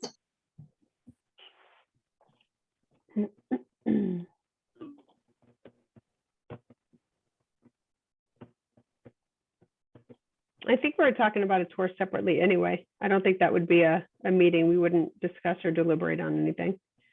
Well, we could put out there too on our EDC page, if you've got enough space to allow for open meeting, et cetera, let us know if you'd be interested in us going there for a meeting. hosting. Yeah. Yeah, because I mean, I think we're listing out places that we can think of that have the space and whatever, but I'm sure there's places that we're not thinking of or missing right now. Yeah. Well, that's why I'm thinking, I don't know. I mean, right now it's a little chilly, but in a month or so over the summer, like to just meet outside. I mean, we've talked about meeting in, what's that? The gazebo outside the library, right? We've talked about meeting there before. So that's why I'm not opposed. Of course, my tent was destroyed. I'd have to get another pop-up tent, but you know, some tables and chairs. That's a pretty easy thing to do. So I know no, I someone- like that idea though, Denise, to throw that out online. I know someone with an in-ground pool. Nice outdoor. Yeah, space. yeah, I know. I know there are many people with nice in-ground pools. Speaking of in-ground pools, I mean, what about the Norton Golf Club? I'm not sure if that's what it's called. Oh, the links at Norton. Well, there's the links, and then there's a Norton Country Club. Norton country club. That's what I was trying to think of. Yeah. Right, they have a pool? Oh, yeah, they have social memberships as well. Oh, they do? That would be a cool one. I think we should do a sprinkler inspection of the course. Go for it. I'm not a golfer. The sprinklers, they have the yardages to the green. So you hit your ball around and you inspect all the sprinklers along the way. Interesting. I think we could do that, right? Yeah. Okay, so I'll put a couple notes together for to put something out online, just in respect to what Denise said, enough space to host, and I'll put the other requirements for open meeting law, and we'll see if we get any hits or any ideas. Is there any one or two that I should prioritize, just to reach out to the owners and try to do our next meeting out at one? Denise, I know you and I talked about Bog Iron. Do you want to reach out and see if Brian will be amenable? It's in motion. Okay. Just like I art in motion? That means I mean, that means she's sitting at the bar right now. No, I wish, but no. I can also reach out to Art in Motion pretty easily. I'm there every day, so. Okay. You want to hit those two first and then we'll go from there? Sure. Okay, awesome. I don't think I've ever been to Art in Motion. I can't remember having New been. building's nice. Parking's an issue, but the new building's nice. You should bring your kids for that night. They can take a free visit on the class. Yeah, you don't want me to do that. Go on Monday nights, and my daughter will be there. Aww. Excellent. You were there too? Yeah, they got the recitals coming up, right? Yep. Week after next, I think. I will be there for all three. I'll see you there. Okay. Anything else? Folks, so the next meeting is scheduled for May 18th. Right now, I just have one item on there, which was the marijuana establishment review. Just to talk about the change to that to encompass all marijuana places. Oh, and then just a heads up too, I was contacted by a cultivator that wants to come into town. So he said I have to send him some information about, just what to prepare to talk to us, but I don't know that it'll be the next meeting. It might be the meeting after, because he said he'll need a couple weeks to put that together. So just so you know that there's somebody in queue as well. Okay, give me 1 second here. Anything else from any member? It's not a official order of business, but I see Kevin Snyder has joined us. Just want to congratulate him on his win, and I see Steve Warshall's on. I wanted to thank him for showing up I invited him to listen in because we were talking about town-owned properties and he had an interest in it, so. Excellent. Thanks, Cody. Congrats, Kevin, and thank you, Steve. I see Steve's thumbs up. Okay, great. Well, with that, the chair will entertain a motion to adjourn. So moved. I was gonna say, Laura, you gotta do that. That'll be my last one. Okay, Laura, Yes. Sandy? I wasn't looking. Did you say yes? Yes, yep. Okay. Cody, Yes. Denise, Yes. Michael? Aye. And I also vote yes, and we are adjourned as of 9:06 p.m. Thank you, everyone, for your time and discussion, and stay tuned to your email to see where we're going to meet on May 18th. All right. Me? Thanks, guys. Have a great night. Everyone. Good night, Renee. Good night. Night. Good night.